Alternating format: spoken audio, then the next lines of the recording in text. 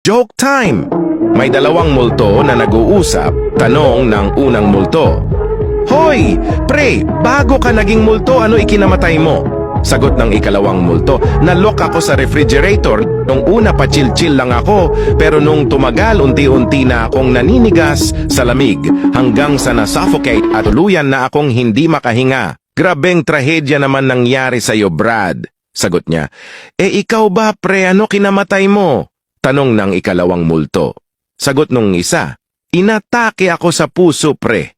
May kabit yung misis ko, pag uwi ko ng bahay may nakita akong pares ng sapatos ng lalaki. Nagmadali ako pumunta ng kwarto ni misis. Nakita ko siya na nakahubad at kinakabahan, kaya hinalughog ko ang buong bahay sa ibang kwarto, cabinet, CR, kusina, kisame, ilalim ng kama. Pero wala akong nakita. Sa sobrang pagod ko kakahanap, sumikip dibdib ko doon at na heart attack. Sagot ng ikalawang multo, napakatanga mo! Kung binuksan mo yung refrigerator at uminom ka muna ng malamig na tubig, edi sana parehas pa tayong buhay.